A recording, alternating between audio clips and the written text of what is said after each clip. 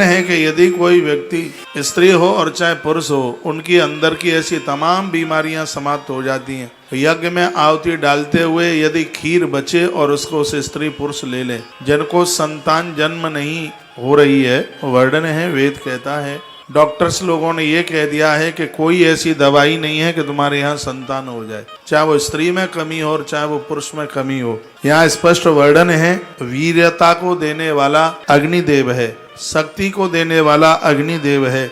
अग्निदेव में यज्ञ में डाली गई आहुति, पाय खीर की डाली गई आहुति, पायस पायस खीर को कहते हैं, उसकी डाली गई आहुति और उसमें से बचा हुआ प्रसाद यदि स्त्री और पुरुष लेते हैं तो यज्ञ नारायण भगवान की कृपा से उनकी वंश वृद्धि हो जाती है, उनके घर में संतान का जन्म हो जाता है। भगवान यज्ञ नारायण किसी भी चीज की कमी नहीं रहने देते, ना संपत्ति की कमी रहने देते, ना संपदा की कमी रहने देते। इतना बड़ा प्रभाव भगवान यज्ञ नारायण का, श्रेष्ठ कर्म करने का इतना बड़ा प्रभाव है। वेदों में, कथाओं में कहानी किस्से तो नहीं है, लेकिन जीवन जीने का मार्ग बड़ा सुंदर प्रशस्त किया। एक बार मैं फिर आग्रह पूर्वक निवेदन करूंगा, ऋग्वेद की कथा का 21वां दिन है और जिस दिन से मैंने कथा को आरंभ किया है उस दिन से एक आध बार तो मैं कह ही देता हूँ, यज्ञ के साथ जुड़ो, सत्कर्म के साथ जुड़ो। विवाह अधूरा माना जाता है यज्ञ के बिना, कन्यादान अधूरा माना जाता है यज्ञ के बिना,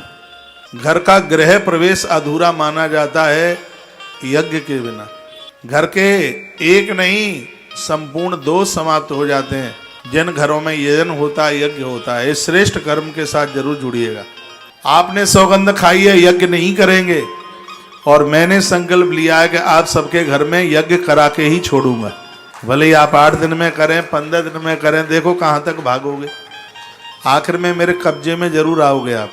आपके घर में यहाँ से कुंड, हवन कुंड बांटना शुरू कर दिया है किसी, और आने वाले टाइम में यहाँ से सामग्रियां भी भेजना शुरू करेंगे।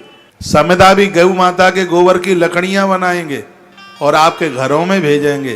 तो मैं भागने नहीं देंगे, यज्ञ कर्म से जोड़ करके ही रखना है, ऐसा संकल्प किया है। सबके घर में यज्ञ का धुआं, इसलिए क्योंकि घर में यज्ञ होंगे तो बीमारियां नहीं होंगी, बीमारियां नहीं होंगी तो पैसा दवाई में नहीं जाएगा, दवाई में लगने वाला पैसा गौ माता के कार्य में आएगा, जिससे गौवंश बढ़ेगा, गाय का उत्कर्ष होगा, बीमारियां खत्म हो जाएंगी, बीमारियां रहेंगी ही नहीं। मेरी तो सोच यही है।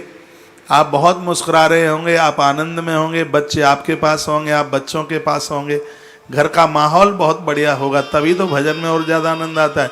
लोग कहते हैं कि जब दुख होता है तब भजन में आनंद आता है, और मैं कहता हूँ जब लोग बहुत सुखी में होते हैं तब भजन में बहुत आनंद आता है।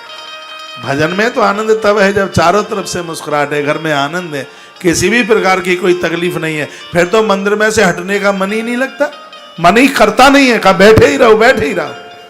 घर में कोई दिक्कत नहीं है, परेशानी नहीं है। 2 दिन के लिए वृंदावन में आओगे तो 8 दिन लगा करके जाओगे, क्योंकि आपको पता है घर में कोई दिक्कत है ही नहीं, बहू ने सब संभाल लिया, बच्चों ने सब संभाल लिया है, टेंशन फ्री है, कोई टेंशन ही नहीं है। तो 2 की जगह पर वृंदावन 8 दिन लगा करके जाओगे। ऐसा ही सोच रखा है हिंदुस्तान के घर घर में।